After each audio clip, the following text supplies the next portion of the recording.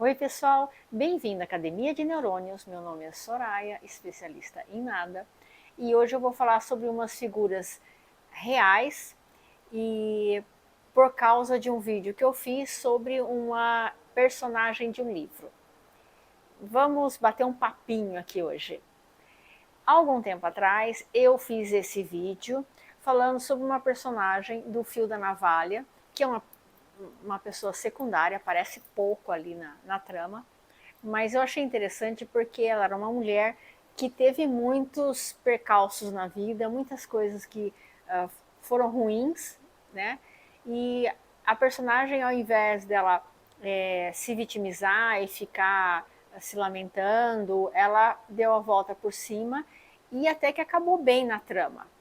E aí eu fiquei pensando se existe na história figuras femininas interessantes que pareceriam até filme, né? Nem pareceriam reais. Existem várias, já acompanhei vários historiadores, várias pessoas comentando sobre elas, e eu quero falar de uma especificamente que eu encontrei nessa biografia aqui da Catarina a Grande, que ela foi uma czarina da Rússia do século XVIII. Mas a vida dela é bem explorada em livros, biografias, e eu acho que até fizeram um filme sobre ela. Mas não é sobre Catarina, é sobre a tia dela, a Elizabeth. E eu achei uma pessoa fantástica para vir aqui. Assim, ela é uma pessoa assim muito interessante para eu contar a história dela aqui para vocês. E vamos ver se vocês concordam comigo que realmente daria um filme só a esse trecho que eu vou falar.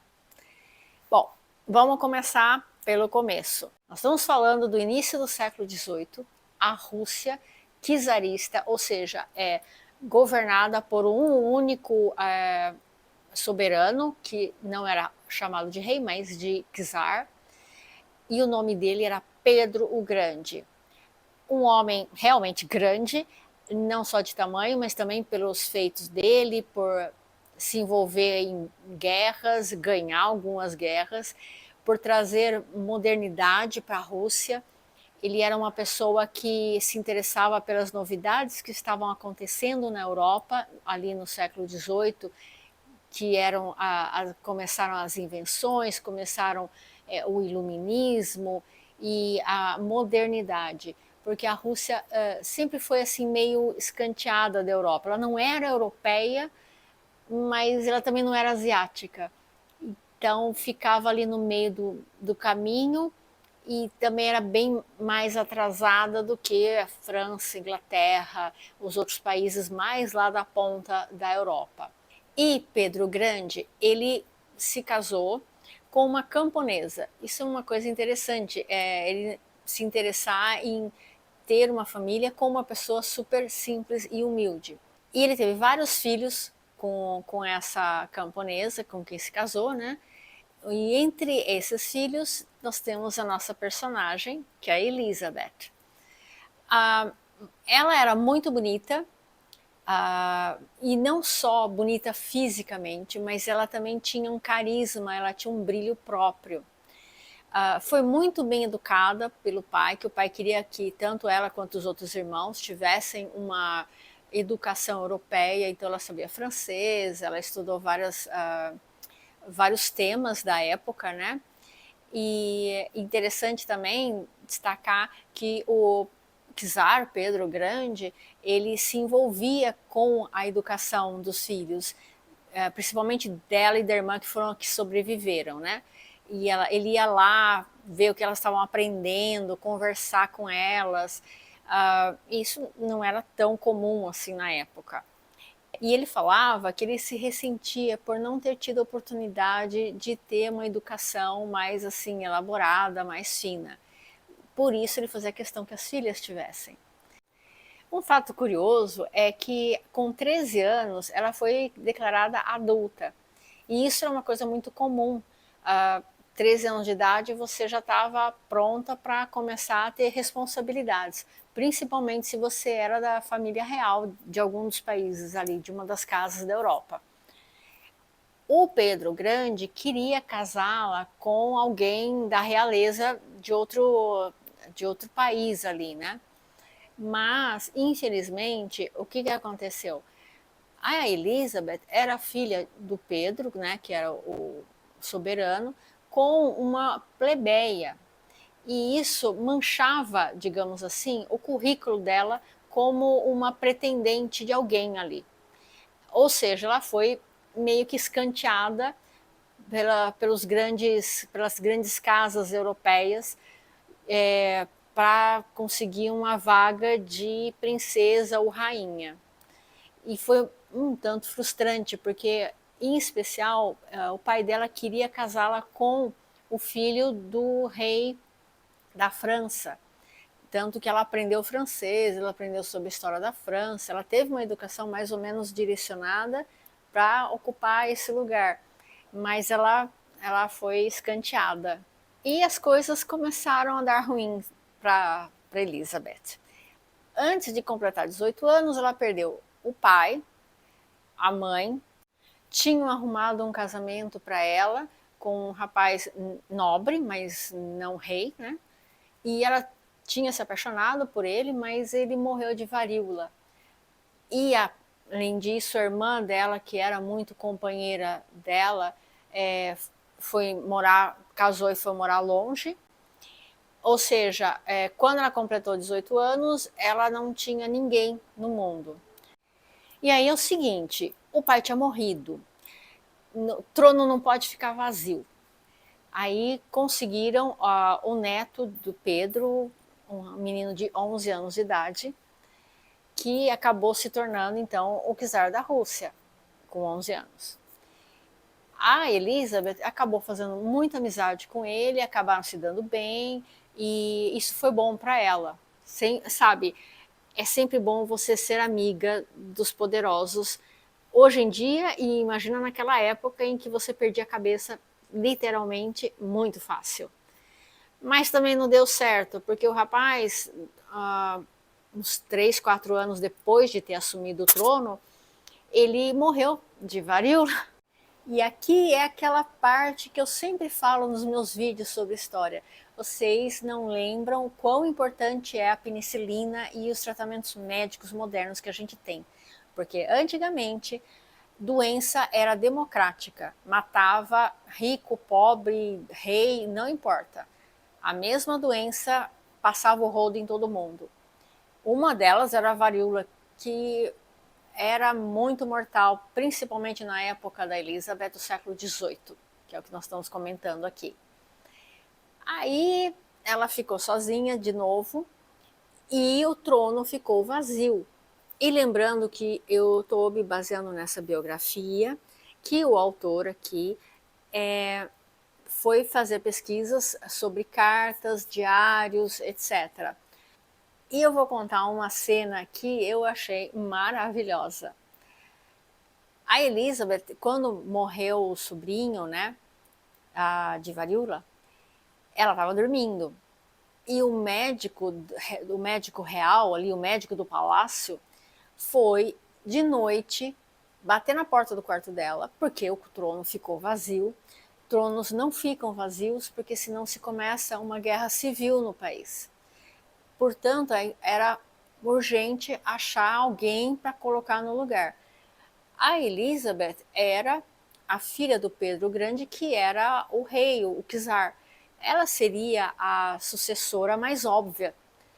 E esse médico foi lá bater na porta do quarto dela de madrugada para falar: olha, o rapaz morreu e a gente precisa pôr alguém no lugar, e você é a filha, né, do Pedro, então, né, um mais um. Ela virou para ele e falou: não, não estou interessada, vai dormir. E ela voltou a dormir.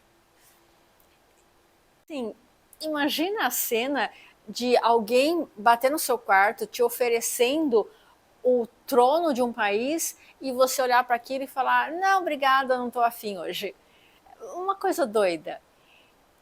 E aí, por fim, acabaram colocando uma prima distante lá, uma descendente alemã, porque também tem isso de interessante na história da Rússia. A Rússia tem uma ligação muito grande com a Alemanha.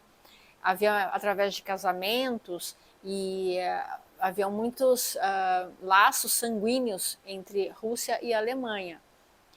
E foi justamente a prima dela, a Ana, que ocupou lá o trono. Lembrando que a Elizabeth, ela era charmosa e bonita, e mais do que isso, ela era uma pessoa simples que gostava da Rússia. A prima dela não gostava tanto assim, tipo, ganhou um trono, né? Mas se cercava de os súditos eram alemães, os conselheiros eram alemães. E isso, para o povo russo, era um negócio que eles meio que torciam o nariz. E aí a gente fica com aquela ideia assim que o rei, ele está mandando, e ele tem poder, ele tem dinheiro, etc. Mas não é bem assim. O poder vinha também da aprovação do povo e da aprovação da corte e do clero. Eles tinham que fazer essa costura entre esses três nichos para permanecer sentado lá no trono. E a Ana começou a ficar meio preocupada, porque, por óbvio, quem deveria estar ali no lugar dela era a Elizabeth, não a Ana. Vamos lembrar que os nobres, os reis, eles são pessoas também. E os mesmos sentimentos mesquinhos que giram em torno das nossas relações pessoais acontecem também nos altos escalões. No caso da Ana, eu acho, tá, que ela tinha inveja, por óbvio, da Elizabeth e começou a fazer umas sacanagens com a Elizabeth. Cortou a mesada dela, não queria que ela aparecesse tanto nas reuniões da sociedade ali da corte, né, russa. A Elizabeth percebeu e falou: vou cair fora. Ela não era, isso que eu acho interessante, ela não passa aquela imagem de uma pessoa sedenta por poder. Ela parece mais uma pessoa que queria curtir a vida. E quando ela percebeu que ela não era bem-vinda ali, que ela estava incomodando, né, a prima, ela falou: vou embora. Então ela, rica, tinha uma casa, um castelo no campo, foi morar lá. E como ela não se casou, ela começou a ter vários casos com militares, principalmente militares bonitos, e frequentar as festas dos camponeses. Exatamente a mesma coisa que o pai dela fazia também. E isso começou a fazer com que o povo russo passasse a reconhecer nela uma representante verdadeira da Rússia na nobreza, né? Isso só fez piorar a relação dela com a Ana, tá? A Elizabeth vivendo a vida dela, participando lá da vida russa, cuidando lá das coisas dela, mas não há perseguição que dure para sempre. Essa prima acabou morrendo, mas ela já tinha meio que engatado uma sucessora para o trono, que era justamente uma sobrinha dela, também chamada Ana, que chegando lá na corte russa, também não gostou da Elizabeth e começou a perseguir mais ainda. Porque vejam bem, a primeira Ana já não era lá muito correta, não era uma pessoa adequada para o local. Como eu falei, ela era de origem alemã numa corte russa. E talvez a gente aqui no Brasil não entenda, mas lá na Europa, essa coisa de terra, quem que pertence ali à terra, é uma coisa muito importante. Hoje ainda é. Imagina lá no século XVIII. Então, essa segunda Ana passou a fazer muito mais perseguições contra a Elizabeth, a ponto passar a tramar para a Elizabeth ser presa ou ser jogada num convento, porque seria uma forma de ela sair fora, de ser um perigo para realmente tirar a Elizabeth do tabuleiro ali do poder, para não ter problema de que ela tentasse um golpe e roubasse, né, o trono para si. E tem um detalhe interessante, que como eu falei, a Elizabeth frequentava o povo, né, frequentava os locais ali, inclusive os quartéis. E, inclusive, quando ela ia para esses quartéis, ela ia jogar, ela ia participar da vida deles mesmo, jogar cartas, né? Isso era uma coisa totalmente incomum de pessoas nobres fazerem. E com isso ela ganhou a admiração dos militares. E com certeza isso preocupava demais a segunda Ana. Das coisas que a Ana fazia de maldade com a Elizabeth, que eu falei para você, a Elizabeth tinha vários casos com militares ou com jovens ali, não da corte ali mais alta, mas a mais baixa, e até mesmo cocheiros, qualquer homem interessante acabava caindo nas graças dela. E a Ana passou a, toda vez que a Elizabeth realmente se apaixonava por um desses caras, ela dava um jeito de mandar o cara para um lugar distante, fazer alguma coisa assim para ele sumir da vida dela. A situação foi escalando de tensão de uma forma tal que estavam realmente planejando prender a Elizabeth. E novamente, aquele mesmo médico lá de trás, que foi lá no quarto dela bater na porta para oferecer a primeira vez a possibilidade de sentar no trono da Rússia, volta ele e vai lá, bate no quarto dela. Só que dessa vez ele estava levando um papel com dois desenhos, um de cada lado. No primeiro desenho tinha a imagem dela presa num convento, vestida de freira, que era a ideia que a prima lá estava querendo fazer. Do outro lado tinha ela vestida como imperatriz da Rússia. E aí ele falou: você tem essa escolha, o que você vai querer? A Elizabeth já estava mais velha, já estava já com uns 30 anos, e percebeu que não tinha outra opção, e além de tudo, o país, né, a Rússia, estava sendo entregue na mão de estrangeiros, os alemães, né? Ela não, dessa vez, ela assumiu a responsabilidade, ela saiu do palácio dela, ela foi até o quartel, um dos quartéis principais lá, e fez um discurso para os militares. Ela falou: vocês sabem de quem eu sou filha, então venham comigo. E obviamente eles foram, e eles se juntaram, em torno de uns 300 militares, foram até o palácio onde estava a segunda Ana, inclusive ela estava dormindo, entraram lá, os guardas palacianos não ofereceram nenhuma resistência, tanto que a Elizabeth era amada, né? E permitiram que ela entrasse. Ela foi até o quarto dessa segunda Ana, e consta que ela tocou no ombro da prima, né, que estava dormindo, e falou para ela, falou: olha, irmãzinha, está na hora de você ir embora. E tirou ela do trono. E a Ana foi presa, mas não foi morta, pelo menos, né? E aí ela assumiu o trono da Rússia e foi aclamada pelo povo, porque ela era muito amada por eles, e se tornou a czarina da Rússia.